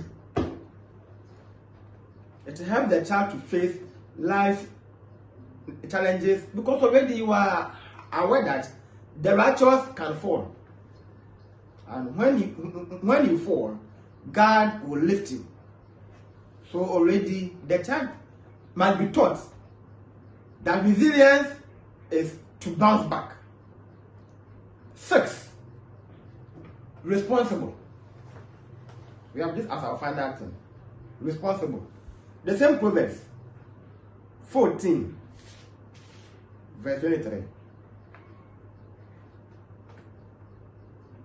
In all toil there is profit, but mere talk tends only to poverty.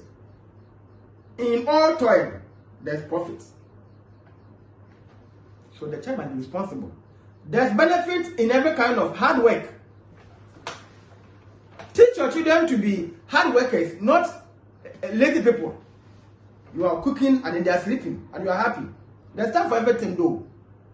But when they are done with their homework and others, they must help in the kitchen or the kitchen. There's benefit in every kind of hard work. Children who are responsible are reliable.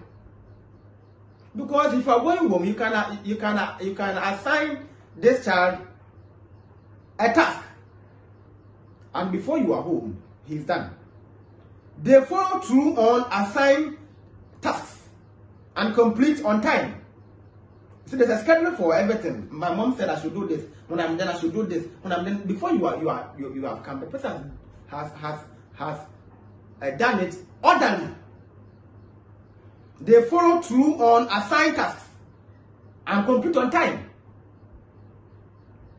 Even with their limited capabilities, very young children can start learning to be responsible, even though they are young. You will see that when you are working, they want to work with you. So you see that even with their limited capabilities, though they are young, they are so, let's say the child is 2 years or 3 years. She is so young, he's so young. But even with their limited capabilities, very young children can start learning to be responsible. They want to help you to wash. They want to, and you see that there are times disturbing. At times you might find them annoying. But they want to help. That's one thing that they can also do. Don't push them away. Don't lock them in the room. You are at the kitchen cooking, maybe you are peeling the yam, and the child is also dismantling or scattering around. Please find the child a bowl, put one yam or one cassava in, and then see what he or she will also be doing. Of course, don't give him a sharp knife, otherwise it will cut him. So we are saying that a child's capacity to cooperate begins by 15 months. A child's capacity to cooperate begins by 15. So when it means 1 year, 3 months, right? Then the child capacity of cooperation begins. We mean that he or she can now start to be working with you. And his or her desire to start willingly pitching or diving in starts at around 18 months. So when a child is 1 year, 6 months, you see, there's a book called Book Parenting. No, a Parenting Without Borders, sorry. So there's a book called Parenting Without Borders. Means that don't prevent the child. Don't create any barrier for the children. Don't create them any barrier. If you are washing and they want to wash, let them join. They are destructive and they are very disturbing. Sometimes you want to beat time to be so fast and go to work, and the child is worrying you. Please start your working earlier. Don't prevent them. Once again, I think in my previous teachings, I mentioned that when I was a child, before I grew, my mom showed me a scar on my father's heel that I cut him with a hoe. It means that when I was a child, my dad also bought me a hoe because I love to work, and he was working with me. Yes, with me. And because I was a child, I cut the heel with the hoe. He did not prevent me from helping him. Even though I gave him a wound or an injury, he didn't beat me from my own mom. And when she told me, I was crying. I was crying because the scar was so huge, and then was directly on the vein. So this means that the wound lasted for a while.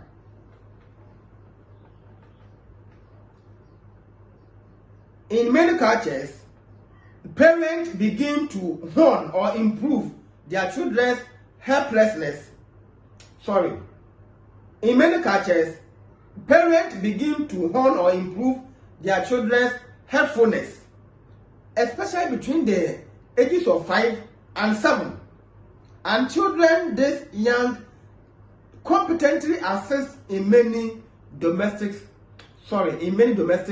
tasks. Yes, it is true. At 5 to 7 years, that one, then the child is fully grown. And sometimes by 5 years is when the mother is even teaching the child how to bath, how to wash dishes, how to try to train the child earlier. So teaching here will start. So teach them earlier, so that when they grow old, you can easily train them. At the age of 5, the child doesn't know even how to paste or brush the teeth correctly. Some don't know how to wash their hands. Everything must be done by the mother. He does not even know when to wake up, so the mother will always have to wake him or her up. What if you travel and then you are assigning your sister or brother to come and then help them?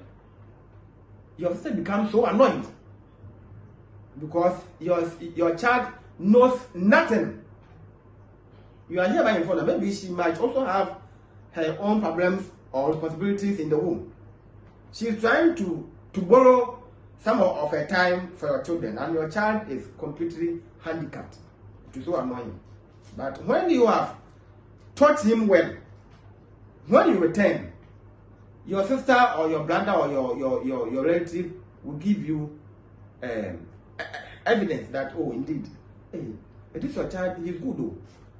By 6 a.m. he was awake. He went to the toilet, he bathed.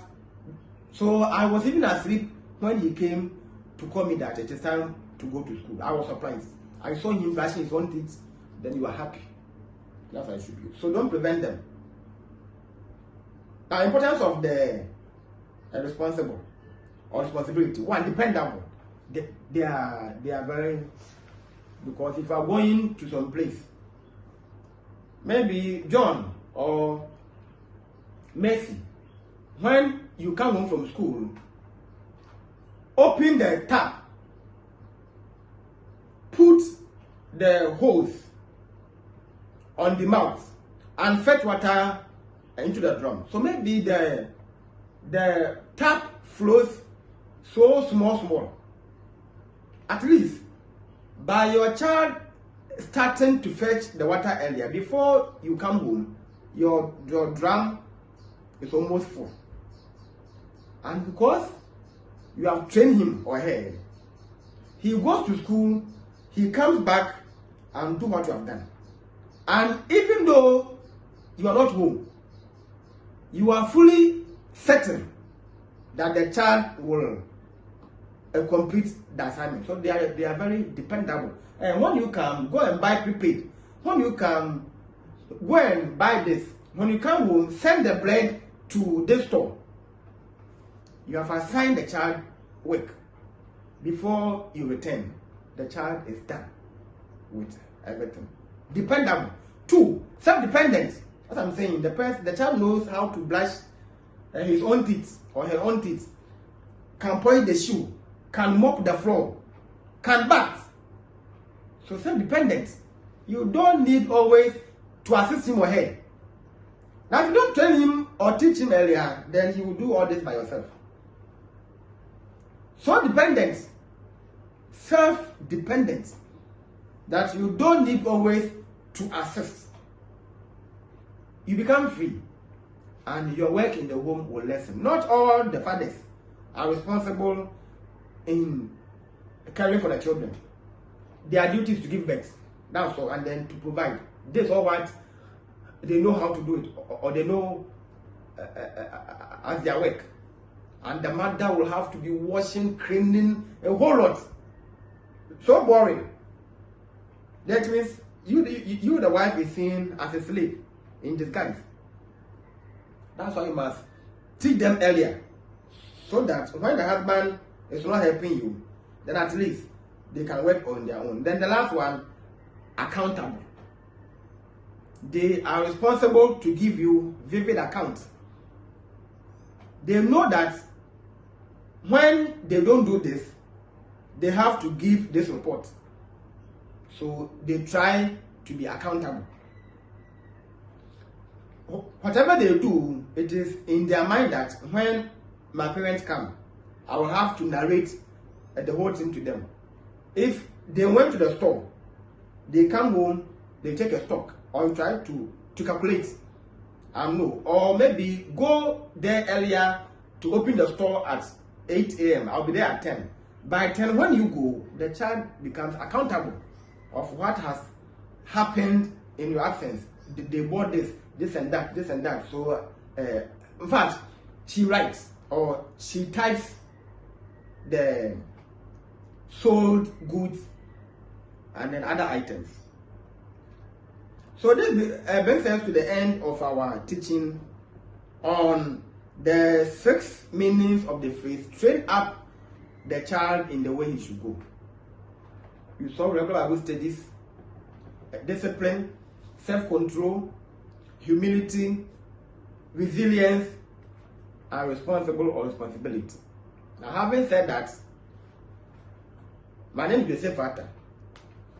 Next week, by God's grace, will be episode 5, and we look at identification of some parents who trained up their children in the Lord. So this will be our next topic. Identification of some parents who trained up their children in the Lord. We will look at 3 parents. I can't teach everything, but we look at 3 parents. On that note, once again, my name is Joseph Atta. I'm from Ghana, West Africa. I attend Church of Christ. Please follow my page, Mining for the Truth, and subscribe to my YouTube channel, Joseph Artist Livestream. I thank all those sponsoring the program, giving me money intermittently to support the program. My number is 0248 026557. You can call, you can chat. Please, we are learning. We are learning. So feel free to comment on the video. You can call me to comment. Me, I welcome all critics as you see me, because I'm using the Bible to teach. And no one sent me here. If no one has sent me here to come and then to speak against a church or someone's behavior or character. No. When I'm here, I'm being guided by the Holy Spirit. As a matter of fact, I teach to even rebuke myself. So how much more you? See you next time. Bye-bye.